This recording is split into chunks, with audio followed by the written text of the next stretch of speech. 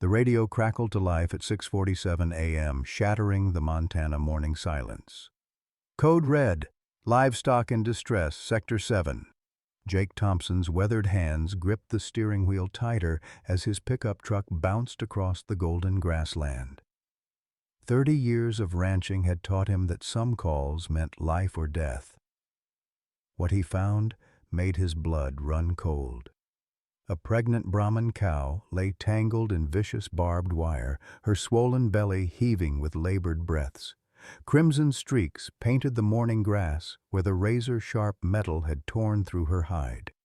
Her desperate eyes locked onto his, pleading.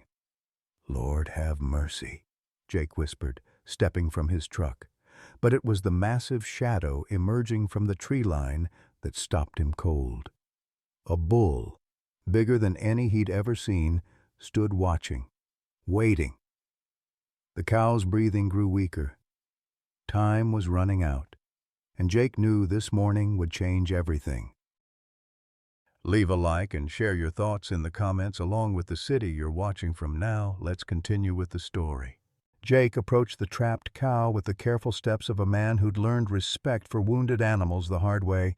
Bella, he'd already named her in his mind, was in worse shape than he'd first thought. The barbed wire had wrapped around her like a cruel web, cutting deep into her shoulders and flanks. Every breath she took sent fresh rivulets of blood down her gray hide. "Easy does it, girl," he murmured, his voice steady despite the churning in his gut. The wire had been strung deliberately low, almost like a trap. Who in their right mind would set such a thing? His radio crackled as he called for backup. "Doc Harrison, this is Jake. I need you at the north pasture and bring your emergency kit. We got a pregnant cow cut up real bad." The massive bull hadn't moved from the tree line, but Jake could feel those dark eyes watching every move he made. The animal stood perfectly still, like a statue carved from muscle and determination. Something about the way he held his head, ears forward but not aggressive, struck Jake as strange. Most bulls would either charge or flee. This one was waiting. Jake knelt beside Bella, careful not to startle her. Her breathing was getting shallower, and he could see the telltale signs that made his heart sink. She was going into premature labor. The stress of her injuries was triggering contractions that could kill both mother and calf. 20 minutes, came Doc Harrison's voice through the radio static. "Can she hold on that long?" Jake looked into Bella's eyes, seeing the same desperate plea he'd witnessed too many times before. "She's a fighter, Doc. We'll get her through this." But even as he said the words, he wondered if he was making a promise he couldn't keep. The bull took a step forward, then another. Jake's hand moved instinctively to the rifle mounted in his truck, but something made him pause. The animal's body language wasn't threatening, it was concerned. Almost protective. "Well, I'll be damned," Jake breathed. In 30 years of working with cattle, he'd never seen anything like it. The bull moved closer, his massive head lowering toward the trapped cow. A gentle rumble came from deep in his chest, and Bella's ears perked up at the sound. That's when Jake noticed the fresh scratches on the bull's hide, the way he favored his left front leg. This wasn't just any bull who'd wandered onto the scene. This animal had been in a fight, probably trying to protect Bella from whatever had done this to her. The morning sun climbed higher, painting the grass gold around them. Meadowlarks sang in the distance, oblivious to the drama unfolding. Jake checked his watch again. 18 minutes until help arrived. Bella's contractions were getting stronger. Time was running out, and Jake had a decision to make. Trust the massive bull standing guard or try to handle this crisis alone. The smell of antiseptic and fear had filled the children's hospital room that autumn 15 years ago, but 8-year-old Sarah Thompson's eyes still sparkled with wonder as she bottle-fed the orphaned calf in the ranch's makeshift nursery. Jake watched his daughter's small hands guide the bottle with practiced care, her bald head covered by the pink knit cap her grandmother had made. "Daddy, do you think animals go to heaven?" Sarah had asked, her voice thin from the chemotherapy but still carrying that innocent curiosity that broke his heart every day. Jake had knelt beside her hospital bed, which they'd moved to the barn so she could be near the animals during her final weeks. "I reckon, if there's a heaven worth going to, sweetheart, it's got to have room for all God's creatures." Sarah smiled, that radiant expression that made everyone in the oncology ward fall in love with her. "Then I won't be scared anymore. When I get there, I'll take care of all the baby animals who don't have mamas."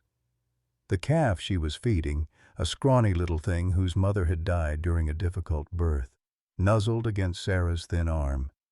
Jake had brought the animal to the hospital against every regulation in the book, but Dr. Martinez had looked the other way. They all knew Sarah didn't have long.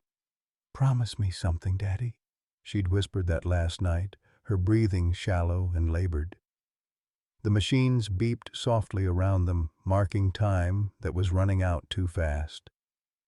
"When I'm gone, take care of all the babies for me, the ones that don't have anybody else." Jake had promised through tears he couldn't hold back, his big rancher's hands gentle as he smoothed her fevered forehead.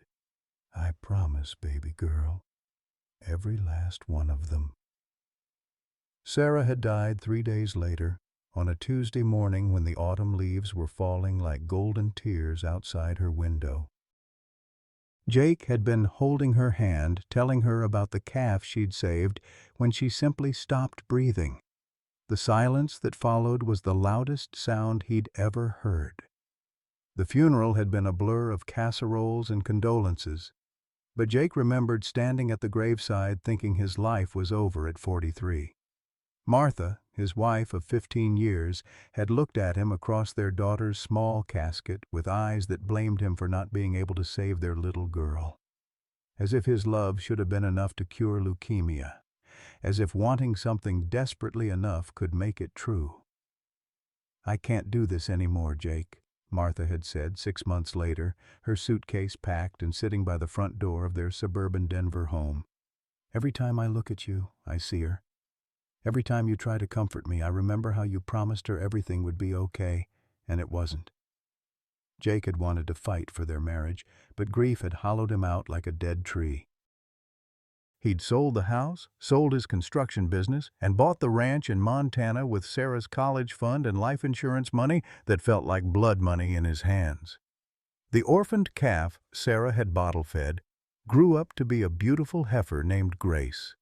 Jake had kept her when he might have sold her, honoring his daughter's memory by caring for every motherless animal that came to his ranch. Grace had eventually bred with a magnificent Brahman bull from the neighboring Morrison Ranch, producing some of the finest cattle Jake had ever seen. But Grace had died 2 years ago during a particularly harsh winter, leaving behind a grown bull that had inherited her gentle nature and his father's impressive size. The bull had been born on Sarah's birthday, and Jake had always felt there was something almost supernatural about the timing. He'd named him Titan for his size, but the animal had Grace's sweet temperament and an almost human intelligence in his dark eyes. On quiet evenings, Jake would sit on his porch and watch Titan graze in the pasture where he'd buried Grace. Sometimes he could swear he saw Sarah's spirit in the way Titan cared for the smaller animals, the way he seemed to understand when something was wrong. The pink ribbon Martha had tied to the fence post the day they'd brought Sarah home from the hospital for the last time still fluttered there, faded now but stubbornly persistent. Jake had never had the heart to remove it, and somehow it had become a marker, a place where he talked to his daughter when the loneliness got too heavy. She would have loved this place, he'd told Grace's grave marker just last week, thinking about how Sarah had dreamed of having a ranch where she could take care of all the animals that needed help. She would have loved watching you with your babies. Now, kneeling beside the trapped cow in the morning light, Jake felt that familiar ache in his chest. The same helpless feeling he'd had watching Sarah slip away, fighting a battle he couldn't win for her. But this time was different. This time he had the knowledge and tools to help. This time he might actually be able to save a life instead of just watching it fade away. The massive bull standing guard looked so much like Grace's offspring that Jake's heart skipped. Could it be Titan? The animal was bigger than he remembered, more muscular, but those eyes, those intelligent, almost human eyes, were unmistakably familiar. "Titan?" Jake called softly, and the bull's ears pricked forward. "Boy, is that you?" The bull took another step closer, and Jake could see the old scar on his shoulder from a barbed wire cut he'd treated 2 summers ago. It was definitely Titan, but what was he doing here, 20 miles from Jake's ranch? And why was he so protective of this pregnant cow?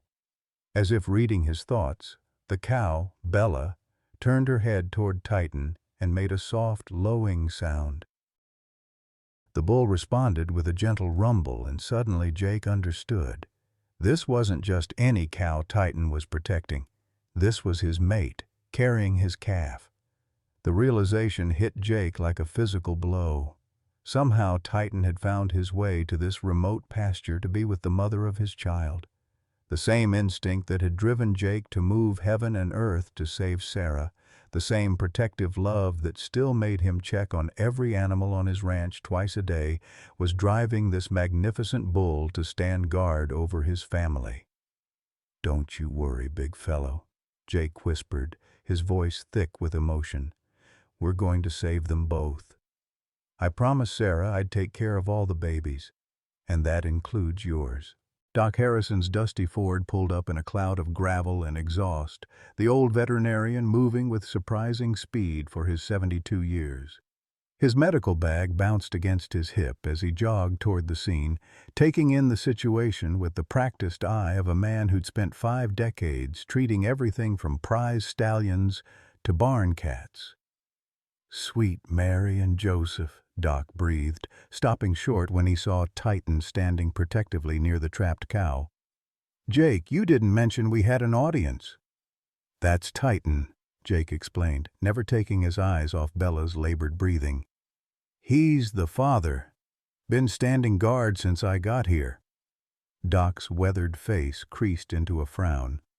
"Father or not, that's 1,500 pounds of unpredictable bull. We need to tranquilize him before we can work safely." "No." Jake's voice carried a finality that made Doc pause. "Look at him, Doc. Really look. He's not aggressive. He's protective." There's a difference. Doc Harrison had known Jake Thompson for 8 years, ever since the broken man had arrived in Montana, carrying more grief than any person should bear. He'd watched Jake transform from a hollow shell into one of the most intuitive animal handlers he'd ever seen. If Jake said the bull wasn't a threat, Doc was inclined to trust that judgment. "Your call," Doc said, opening his medical bag. "But if that beast so much as snorts in my direction, I'm diving for the truck." Jake began cutting the first strand of barbed wire with wire cutters from his toolkit, speaking in low, soothing tones to keep Bella calm. "Easy, girl. We're going to get you out of this mess." The wire had cut deep into her hide, and each strand he removed brought fresh bleeding.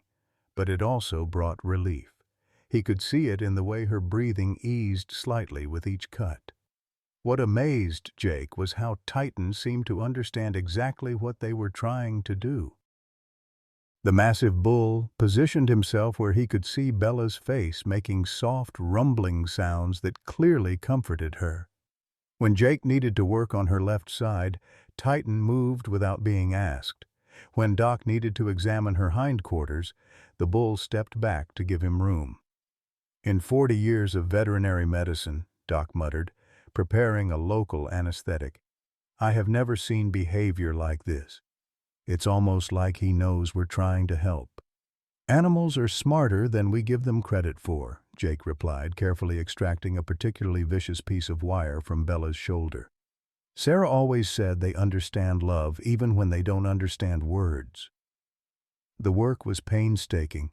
Each strand of wire had to be cut in exactly the right place to avoid causing more damage. Some pieces had worked their way so deep into Bella's flesh that Doc had to use surgical instruments to remove them. Through it all, Titan maintained his vigil, occasionally touching his nose to Bella's neck in what could only be described as reassurance. But it was when Bella's contractions began in earnest that the real crisis started. "Jake," Doc said quietly, his hand on Bella's distended belly. "She's going into labor. The stress from her injuries is triggering premature birth." Jake felt his heart sink. Premature calves rarely survived, especially when the mother was as weak as Bella. "How premature are we talking?" "At least a month, maybe 6 weeks. "The calf's chances?" Doc shook his head. "We need to get her to the clinic, now." "She'll never survive the trip," Jake said, watching Bella's sides heave with another contraction. "Look at her, Doc. She's barely hanging on as it is." That's when they heard the sound of another vehicle approaching. Jake looked up to see Bull Morrison's black pickup truck bouncing across the pasture, heading straight for them. Morrison was Jake's nearest neighbor, a cantankerous old rancher who'd never gotten over Jake buying the prime grazing land he'd wanted for himself. Morrison climbed out of his truck, his face red with anger. "What the hell are you doing on my property, Thompson?" "Your property?" Jake looked around, confused. "Bull, this is open range. Has been for 20 years. "Not anymore." Morrison pulled a folded document from his shirt pocket. "Just bought this section from the state. These are my cattle you're messing with." Jake felt something cold settle in his stomach. "Your cattle? Since when do you run Brahmins?" Morrison's eyes flicked to Titan, and something like fear crossed his weathered features. "That bull's been nothing but trouble. Broke through 3 fences to get to that cow. I was going to put him down today." The words hit Jake like a physical blow. He looked at Titan, who had gone rigid at Morrison's approach, nostrils flaring with obvious agitation. The bull knew this man, and he didn't like him. "You can't just shoot him," Doc Harrison protested. "This animal's worth more than most people's cars." "Can and will," Morrison snapped. "He's dangerous. Look at the damage he's done to that fence line." He gestured to the barbed wire they'd been cutting away from Bella. Jake studied the wire more carefully, noticing things he'd missed in his rush to help Bella. The wire wasn't old ranch fencing, it was new, and it had been strung low and tight, almost like a trap. No rancher worth his salt would fence like that, not unless he wanted to hurt livestock. "Bull," Jake said slowly, "this wire was set deliberately. This isn't damage from a bull breaking through. This is someone trying to trap cattle." Morrison's face went even redder. "You calling me a liar, Thompson?" Before Jake could answer, Bella let out a cry of pain that cut through the morning air like a knife. Her contractions were coming faster now, and Jake could see the beginning of a difficult breech birth. "Gentlemen," Doc Harrison said firmly, "I don't care who owns what or who did what to whom. This cow is about to give birth, and if we don't help her right now, we're going to lose both mother and calf." Morrison started toward his truck. "Then you better work fast, because in 10 minutes I'm coming back with my rifle and that bull won't be a problem anymore." As Morrison's truck disappeared in a cloud of dust, Jake felt the familiar helplessness creeping in, the same feeling he'd had watching Sarah slip away, knowing he was running out of time and options. But this time he wasn't alone.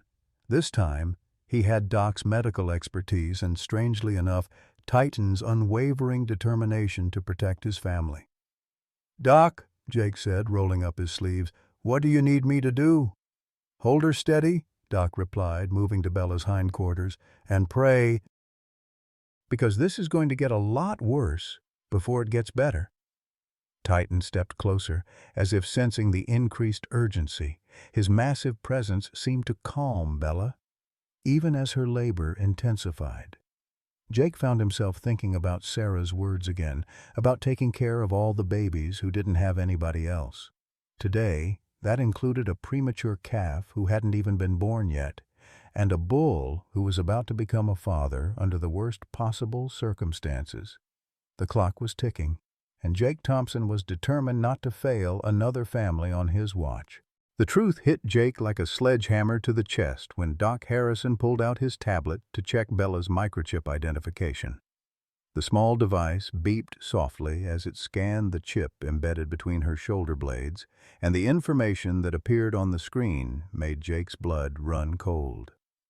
"Well, I'll be damned," Doc whispered, staring at the readout. "Jake, this cow is registered to your ranch. Has been for 2 years. Jake leaned over to look at the screen, his hands still holding Bella steady as another contraction racked her body. There it was in black and white. Bella, registration number 847521, owned by Thompson Ranch, Montana. But more shocking was the breeding information listed below. Sire, Titan's Pride. Doc read aloud. "Damn. Graceful Belle. Jake, this isn't just any cow Titan's protecting. This is his mate, and according to these records, she's carrying his calf." The pieces of the puzzle began falling into place with sickening clarity. Jake remembered now. Bella had been part of a group of heifers he'd purchased from a livestock auction 2 years ago. She'd been pregnant then, but had lost that calf during a difficult winter. Later, she'd bred naturally with Titan during spring pasture rotation. Jake had been planning to bring her closer to the ranch for monitoring as her due date approached, but she'd vanished from the herd 3 weeks ago. "Someone stole her," Jake said, the words coming out like a growl. "Someone took a pregnant cow from my ranch and brought her here to trap her." Doc's weathered face went pale as the implications sank in. "Jake, if she's your property and someone deliberately trapped her with that wire, that's attempted destruction of livestock," Jake finished. "A felony in Montana." But even as they talked, Bella's condition was deteriorating rapidly. The stress of her ordeal, combined with the premature labor, was taking a devastating toll. Her breathing was shallow and rapid, and Jake could see her strength ebbing with each contraction. Titan seemed to sense the crisis deepening. The massive bull moved closer, positioning himself so that Bella could rest her head against his shoulder. The gentle rumbling sounds he made were clearly meant to comfort her, and Jake felt his throat tighten at the obvious love between the two animals. "Doc, we're losing her," Jake said, feeling helpless rage building in his chest. The same rage he'd felt watching Sarah waste away in that hospital bed, fighting a battle she couldn't win. "Not yet, we're not," Doc replied grimly, preparing a syringe of oxytocin to help strengthen Bella's contractions. "But I need to ask you something, Jake. If it comes down to saving the mother or the calf, what do you want me to do?" The question hung in the air like a physical weight. Jake looked at Titan, whose intelligent eyes seemed to understand exactly what was being discussed. The bull's massive head never moved from where it rested protectively near Bella's neck. Before Jake could answer, the sound of vehicles approaching made them all look up. But it wasn't Bull Morrison returning with his rifle. It was Sheriff Williams' patrol car, followed by a livestock trailer that Jake recognized as belonging to the State Veterinary Service. Sheriff Williams climbed out of his car, his face grim. "Jake, we got a problem. Just received a call about stolen livestock, and the complainant says you're holding his cattle illegally." "His cattle?"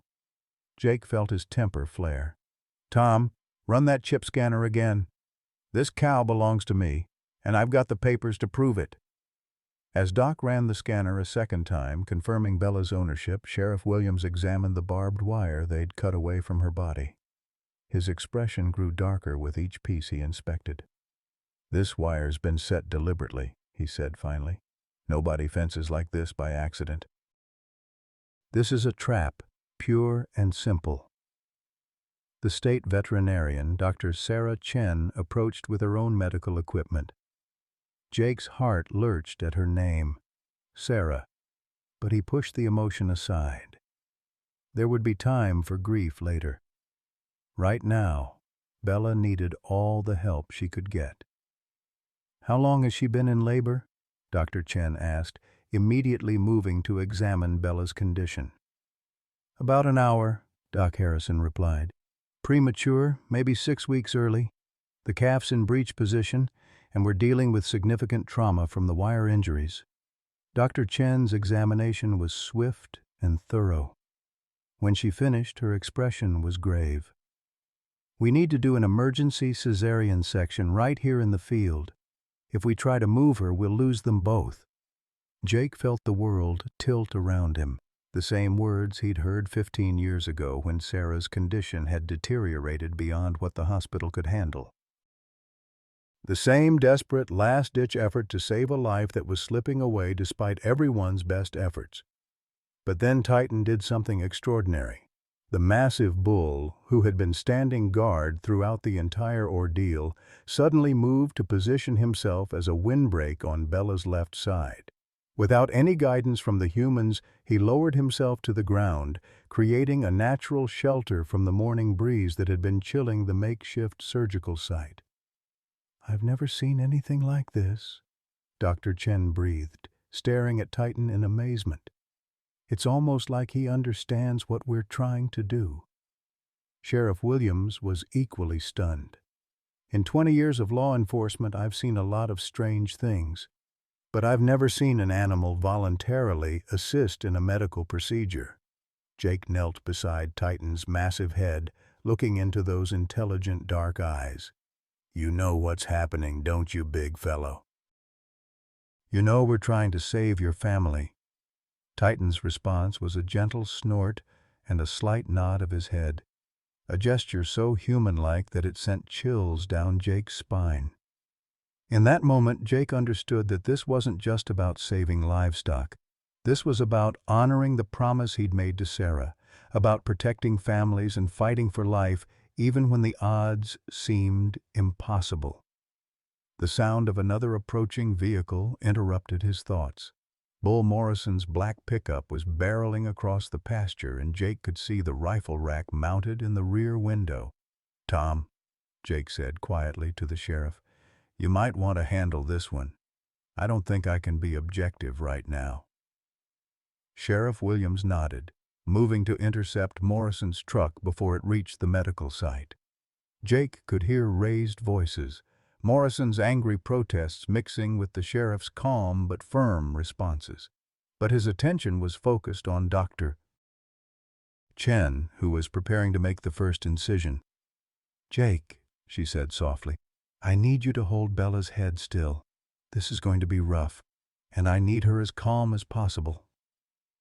As Jake positioned himself near Bella's head, he found himself thinking about Sarah again, about her last words, her plea for him to take care of all the babies who needed help, about the promise he'd made at her graveside to honor her memory by saving lives instead of losing them. "Don't you worry, girl," he whispered to Bella, his voice thick with emotion. "We're going to bring your baby home safe. I promised my little girl I'd take care of all the babies, and I don't break promises to my daughter." Titan's eyes met his across Bella's body, and Jake could swear he saw understanding there. Two fathers from different species, united in their determination to protect the ones they loved. The surgical procedure was about to begin, and Jake Thompson was finally going to keep his promise to Sarah.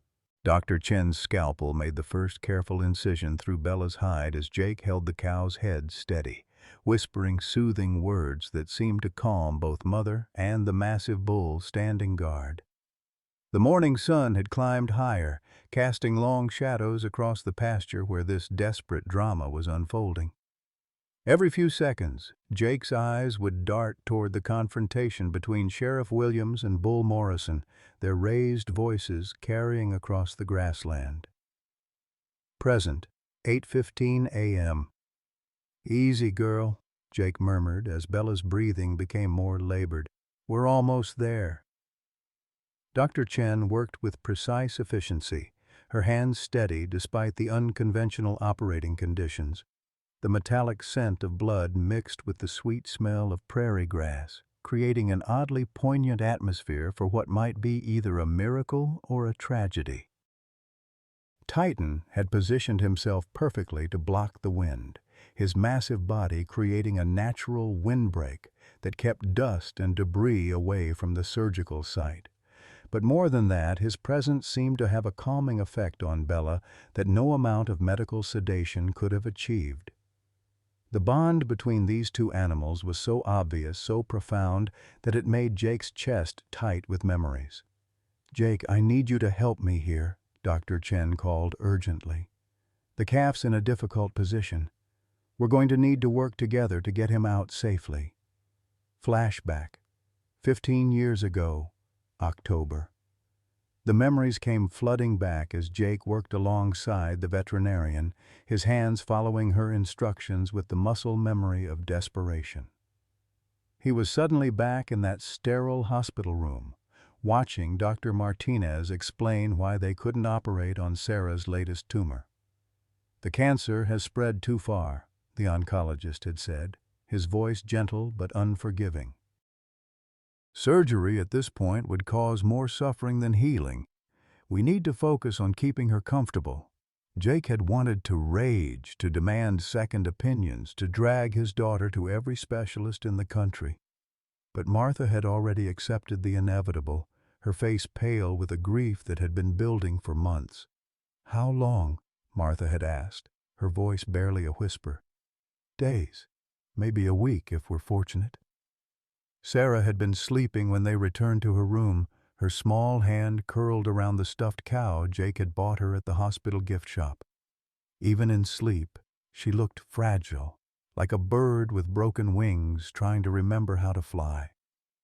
That night, Jake had sat by her bedside and made a confession he'd never made to anyone. "I failed you, baby girl. I couldn't protect you from this. I couldn't fix what was broken." His voice had cracked on the words, years of suppressed guilt pouring out in the darkness of that sterile room. Sarah had opened her eyes then, those wise blue eyes that seemed too old for her 8-year-old face. "Daddy, you didn't fail me. You loved me. That's different. But I couldn't save you." "Maybe that's not your job," she'd whispered, her small hand finding his. "Maybe your job is to save the ones who come after me, the ones who still have time." Present, 8:25 a.m. "Got him!" Dr. Chen's triumphant voice snapped Jake back to the present as she carefully lifted a small, wet calf from Bella's belly. The little bull was gray and white like his father, but smaller than he should have been, his breathing shallow and irregular. Jake's heart sank as he looked at the premature calf. The little creature was alive but struggling, his underdeveloped lungs working overtime just to get oxygen. Without immediate intensive care, his chances were slim, but Titan seemed to understand exactly what was happening. The massive bull carefully moved closer, his enormous head lowering toward his newborn son. The gentle rumbling sound he made was unlike anything Jake had ever heard, a deep resonant call that seemed to vibrate through the air itself, and incredibly, the calf responded. His breathing seemed to strengthen slightly, and his legs moved with more purpose as he tried to lift his head toward his father's voice. Flashback. 15 years ago, the last day. The parallel was so striking it took Jake's breath away. He remembered Sarah's last morning, how she'd rallied just enough to have one final conversation with him. She'd been so weak she could barely whisper, but her words had been crystal clear. "Promise me you'll remember that love doesn't end with dying, Daddy. It just changes shape." Jake had promised, not understanding what she meant at the time, but watching Titan call to his struggling son, seeing the way love could transcend species and circumstances, he finally understood. Love wasn't about preventing death, it was about fighting for life in whatever form it took. Martha had arrived that morning with divorce papers, claiming she couldn't watch Jake blame himself anymore. "You think if you'd loved her more, tried harder, been a better father. You could have saved her, she'd said, tears streaming down her face. But some things can't be fixed with love, Jake. Some things just are. She'd been wrong, Jake realized now. Love didn't fix things, it transformed them. Sarah's love had transformed him from a successful businessman into someone who dedicated his life to saving animals. Titan's love was transforming what should have been a simple veterinary procedure into something approaching the miraculous. Present, 8:35 a.m. Sheriff Williams approached the surgical site, his face grim with news Jake wasn't sure he wanted to hear. "Jake, we've got a situation with Morrison. He's claiming that Bull destroyed thousands of dollars worth of fencing, and he wants compensation or he's pressing charges." "For what?" Jake demanded, never taking his attention off the struggling calf. Dr. Chen was working frantically to clear the little bull's airways, her movements precise despite the urgency. "Property damage. Says Titan broke through 4 different fence lines to get to that cow." Jake looked at Titan, who was still making those gentle, rumbling sounds to encourage his son. The story Morrison was telling didn't make sense. Bulls might break through a fence in pursuit of a mate, but 4 different fence lines? That suggested a pattern, a deliberate effort to keep the animals apart. Flashback. 2 years ago, the purchase. Jake suddenly remembered the day he'd bought Bella and 3 other heifers from a livestock auction. Morrison had been there, bidding aggressively on the same animals. When Jake's higher bid won the lot, Morrison had cornered him afterward. "You don't know what you're getting into, Thompson," Morrison had said, his face red with anger. "Those heifers are trouble. Bred for trouble." "What's that supposed to mean?" Jake had asked. "Their bloodline's too good for small ranchers like us. They belong on the big corporate spreads where they can be properly managed." At the time, Jake had dismissed it as sour grapes from a disappointed bidder. But now, seeing Morrison's violent reaction to Titan's presence, Jake wondered if there had been more to the conversation than he'd realized. Present, 8:40 a.m. The sound of more vehicles approaching interrupted Jake's memories. This time it was a convoy, 2 more sheriff's department vehicles, and what looked like a livestock investigator's truck. Sheriff Williams' radio crackled with updates, and Jake caught fragments of conversation that made his blood chill. Pattern of complaints, livestock theft, federal investigation. Dr. Chen had managed to get the calf breathing more regularly, but he was still dangerously weak.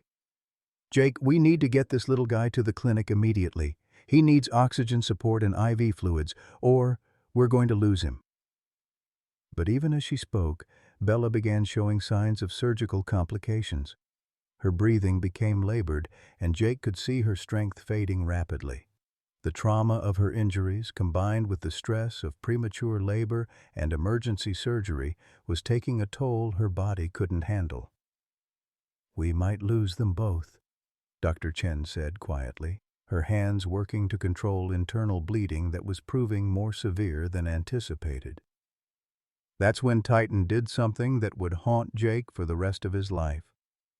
The massive bull, seeming to understand that his family was in mortal danger, moved to position himself between them and Morrison's approaching figure.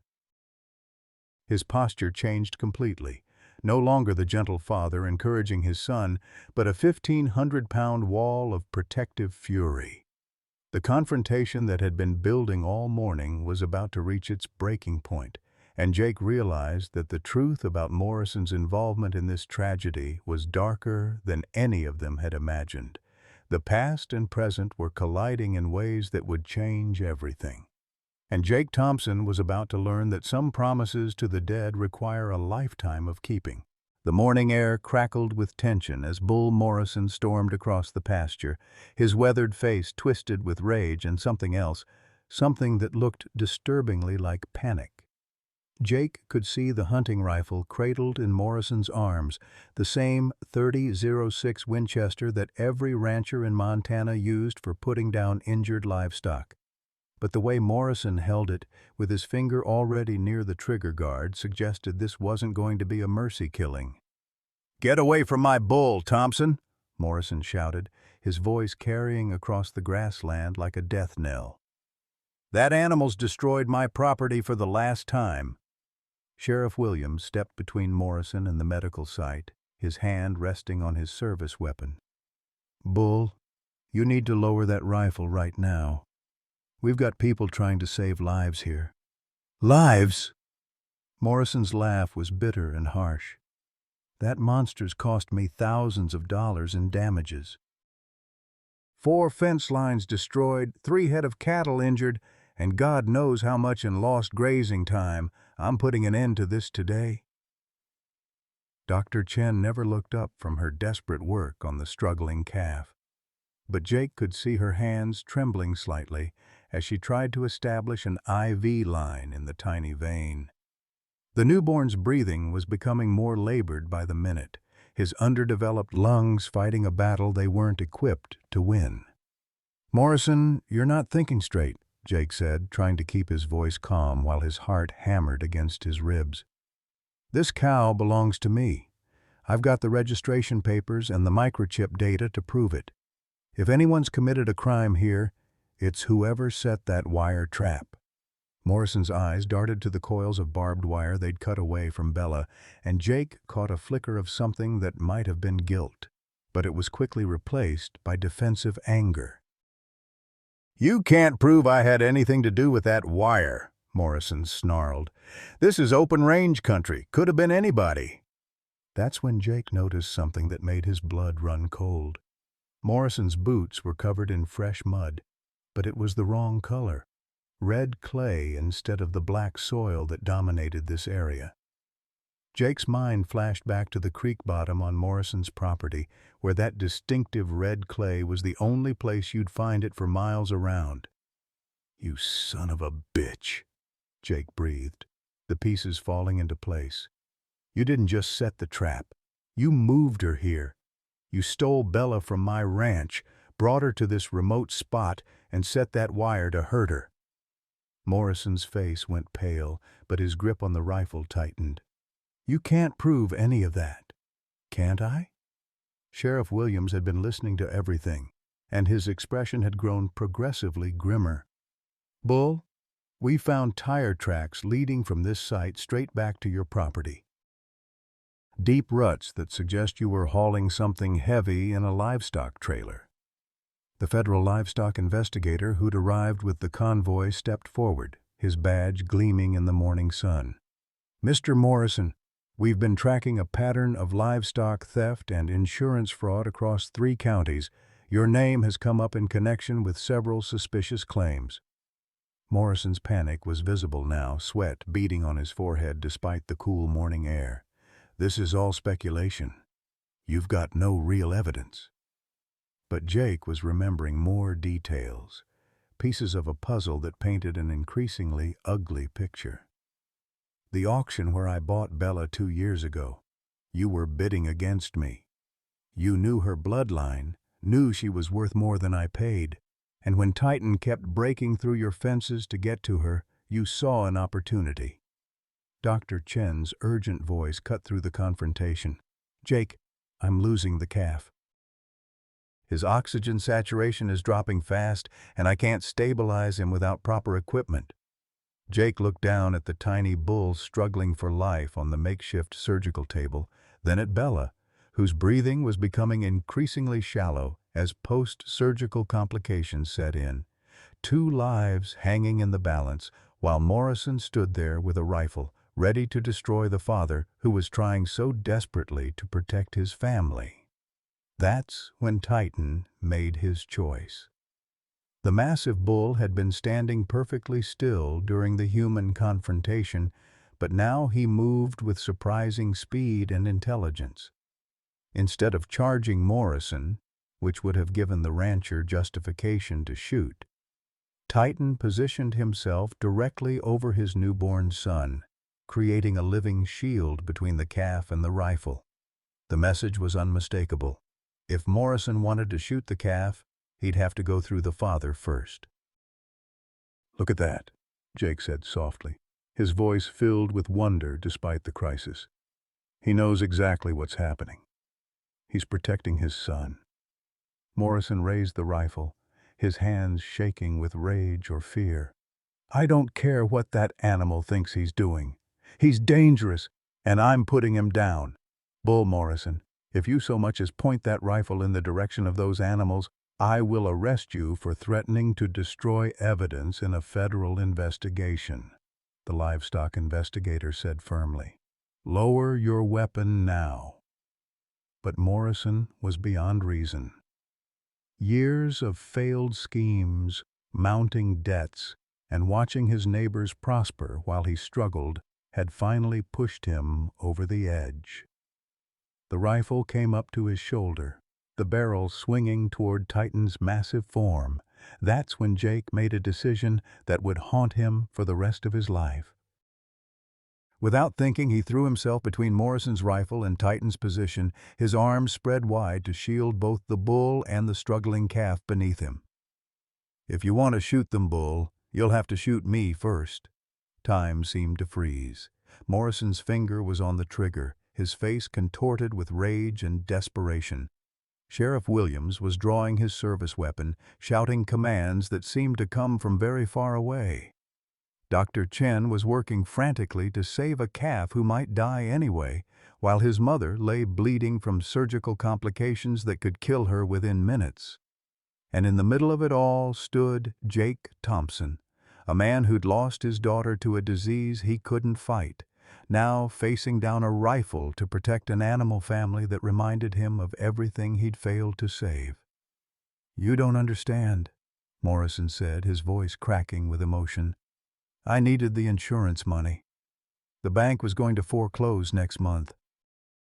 I lost everything in the drought 3 years ago, and stealing a few head of premium cattle was supposed to fix it all." The confession hung in the air like a death sentence. Morrison had just admitted to livestock theft, insurance fraud, and conspiracy to commit animal cruelty.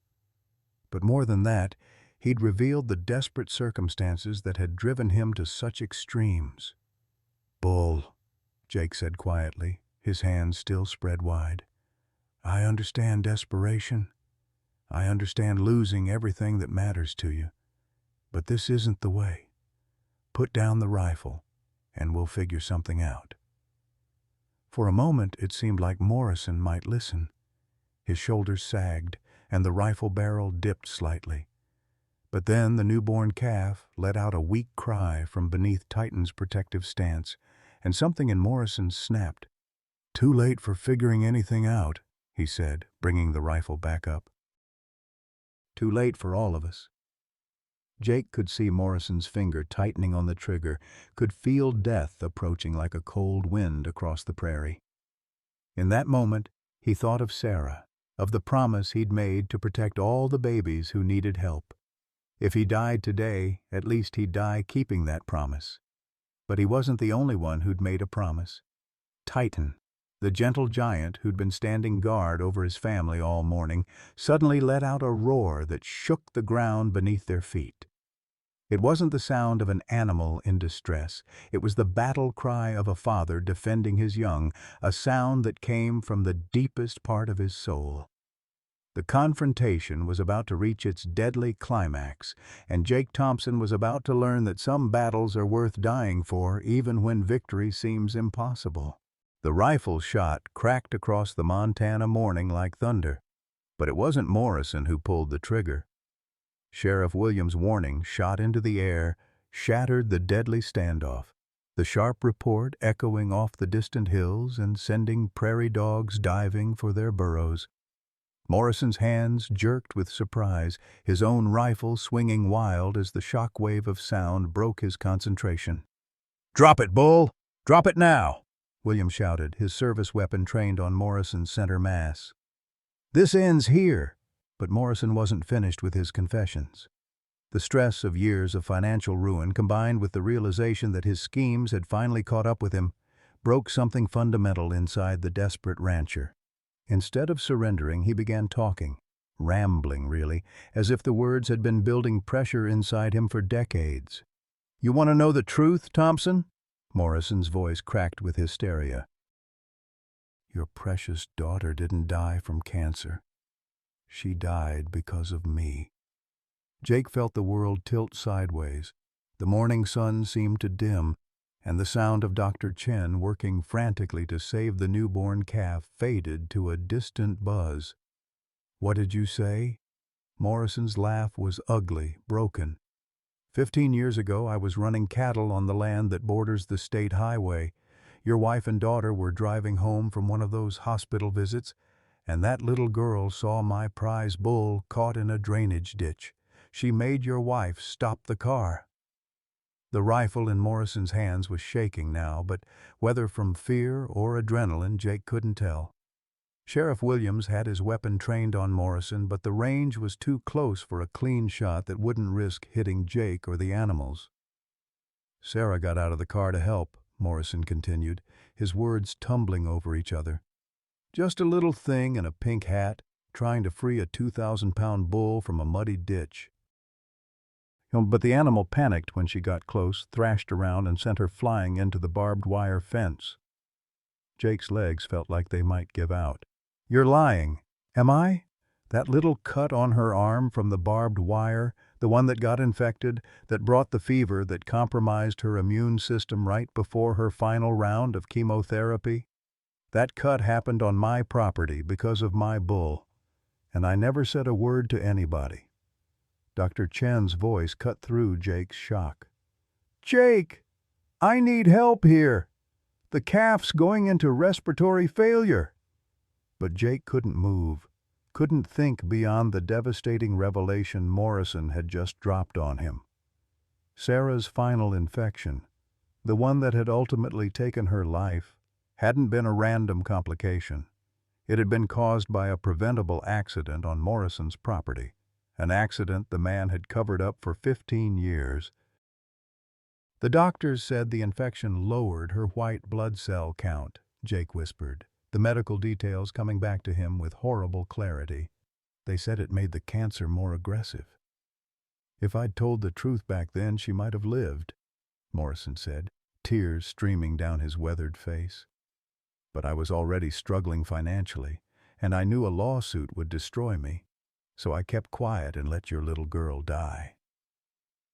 Titan seemed to sense the emotional devastation radiating from Jake. The massive bull shifted his position slightly, his intelligent eyes moving between the humans as if trying to understand the complex web of guilt and grief that was unfolding around his struggling family. Sheriff Williams moved closer, his weapon never wavering. Bull Morrison, you're under arrest for livestock theft, conspiracy to commit fraud, and withholding evidence in a wrongful death case. Put down the rifle now. But Morrison wasn't done destroying lives. There's more, Thompson. Your ex-wife, Martha, knew. She figured it out when she saw the medical reports, saw the timing of everything. That's the real reason she divorced you. Not because she blamed you for Sarah's death, but because she couldn't live with knowing the truth and not being able to tell you. The words hit Jake like physical blows. Martha had known that Sarah's death could have been prevented, had carried that knowledge through their divorce and into her new life. All these years, Jake had believed his wife had left him because she blamed him for not saving their daughter. But the truth was infinitely worse. She'd left because she knew someone else was responsible, and she couldn't bear to see Jake blame himself for another man's cowardice. Why? Jake's voice was barely a whisper. Why tell me this now? Morrison's face was a mask of self-hatred and desperation. Because I'm dying, Thompson. Pancreatic cancer, maybe 3 months left. And because watching that bullfight for his family reminded me of what a coward I've been for 15 years. Dr. Chen's urgent voice broke through the emotional devastation. Jake, the calf's stopped breathing. I need you to help me with CPR right now. The crisis snapped Jake back to the present moment. Whatever Morrison had done in the past, whatever guilt and rage were tearing through Jake's heart, there was a life hanging in the balance right now. A life he could still save.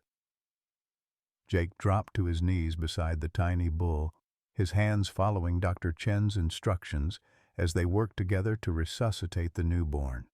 Chest compressions, rescue breathing, desperately trying to restart a heart that had barely learned how to beat. "Come on, little man," Jake whispered, his voice thick with 15 years of grief and guilt. "Don't give up on us now. Your daddy's been fighting for you all morning, and so have we." Titan seemed to understand the crisis. The massive bull lowered his head until his nose was almost touching his son's tiny body, making those deep, rumbling sounds that had been calling to the calf since birth. It was as if he was trying to will his own life force into his struggling offspring. And then, impossibly, the calf responded. A tiny gasp, then another, and suddenly the little bull was breathing on his own again. Weak, but alive. "Got him," Dr. Chen breathed, her hands steady as she monitored the calf's vital signs. "He's stabilizing." The moment of triumph was shattered by Morrison's voice, harsh with finality. "I can't live with this anymore. I can't die knowing what I've done and never paid for it." Jake looked up to see Morrison turning his rifle toward himself, the barrel pointing at his own chest. The man who had caused Sarah's death, who had stolen Jake's cattle and tortured his animals, was about to take his own life in the same pasture where he'd tried to destroy Titan's family. "Bull, don't!" Sheriff Williams shouted, but he was too far away to intervene. In that moment, Jake faced a choice that would define the rest of his life. He could let Morrison pull that trigger, let the man who'd killed his daughter pay the ultimate price for his crimes. It would be justice of a sort, an eye for an eye, a life for a life. But then he heard Sarah's voice in his memory, as clear as if she were standing beside him. "Maybe your job is to save the ones who come after me, the ones who still have time." Morrison still had time. 3 months, maybe more if he got treatment. Time to make amends, to face justice, to find some way to honor Sarah's memory instead of just adding another death to the tragedy. "Bull," Jake said quietly, standing up slowly with his hands visible. "Sarah wouldn't want this. She'd want you to live long enough to make it right." Morrison's finger hesitated on the trigger. "How can I make it right? She's gone because of me." "But others aren't," Jake said, thinking of the newborn calf breathing steadily at his feet, of Bella slowly recovering from her surgery, of all the animals who still needed protection. "You've got 3 months to do some good in this world. Don't waste them on one more act of cowardice." The rifle wavered in Morrison's hands, and Jake could see the internal battle playing out on the man's weathered face. 15 years of guilt warring against 3 months of possibility. The decision Morrison made would determine whether this morning ended in more tragedy or became the first day of something approaching redemption. The rifle clattered to the ground as Bull Morrison's hands went limp, his shoulders shaking, with 15 years of suppressed guilt finally breaking free. Sheriff Williams moved swiftly to secure the weapon while Morrison collapsed to his knees in the prairie grass, sobbing like a broken man who'd finally found the courage to face his demons. "I'm sorry," Morrison whispered, his voice barely audible above the morning breeze. "God help me, Jake. I'm so sorry about your little girl." Jake stood frozen for a moment, watching the man who'd caused Sarah's death crumble before him. The rage he'd expected to feel wasn't there. Just a hollow ache that had been his constant companion for 15 years, and something else he hadn't felt in a long time: the possibility of peace. Dr. Chen's voice brought him back to the immediate crisis. "Jake, we need to get this calf to the clinic immediately." His breathing's improved, but he's still not out of danger. The tiny bull, Jake had already started thinking of him as Hope after Sarah's middle name, was indeed breathing more steadily, but his premature birth meant his lungs weren't fully developed. Without proper neonatal care, he could still die within hours. "What about Bella?" Jake asked, kneeling beside the exhausted cow. Her surgery had been successful, but the trauma of her ordeal had left her weak and vulnerable. "She's stable for now," Dr. Chen replied, checking Bella's pulse and temperature.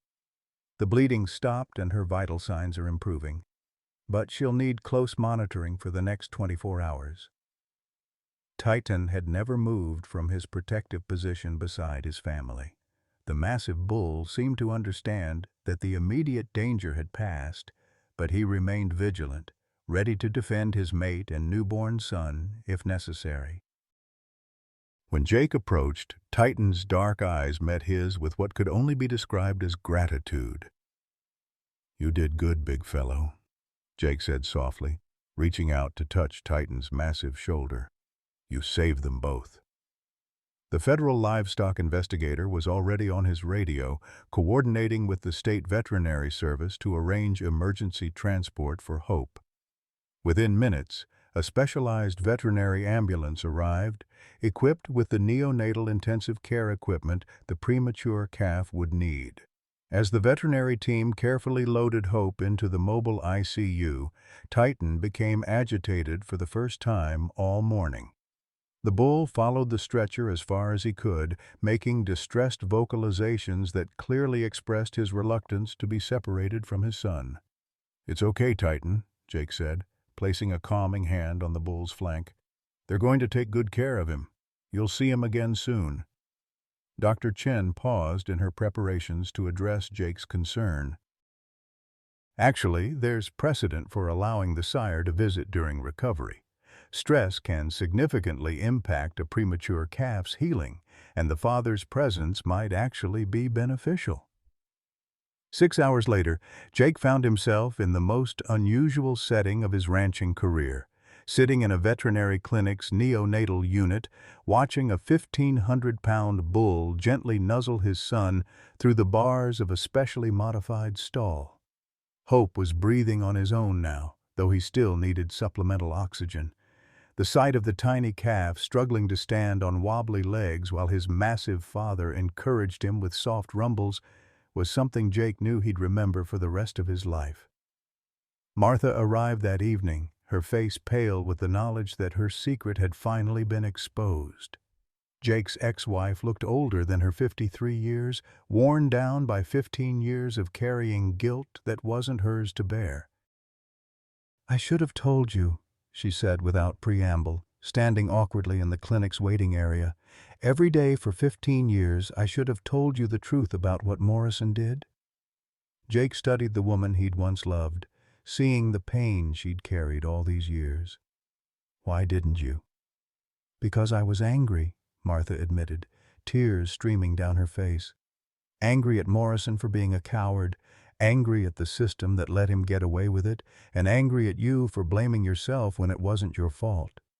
I thought if I told you, you'd do something terrible to him, and I couldn't bear the thought of losing you to prison too. So you left instead. I left because every time I looked at you, I saw you destroying yourself with guilt that belonged to someone else. I couldn't save Sarah, and I couldn't save you from yourself. So I ran." Jake was quiet for a long moment, watching through the window as Titan continued his vigil beside Hope's stall. "Sarah used to say that love doesn't end with dying, it just changes shape. I think I'm finally starting to understand what she meant." Martha followed his gaze to the bull and calf. She would have loved this story. A daddy protecting his baby, fighting against impossible odds. "She's the reason I was here today," Jake said. "The promise I made to her, to take care of all the babies who need help. That's what brought me to this pasture this morning." Over the following weeks, an extraordinary routine developed. Jake would arrive at the clinic each morning to find Titan already waiting outside, having somehow found his way from the ranch despite being 20 miles away.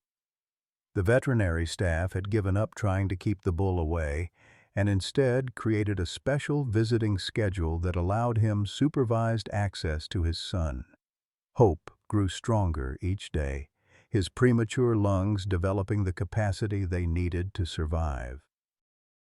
But more remarkably, the bond between father and son seemed to accelerate the calf's recovery in ways that amazed the medical staff. When Titan was present, Hope's vital signs improved. When they were separated, the calf became restless and anxious. Bull Morrison, true to his word, used his remaining months to make amends.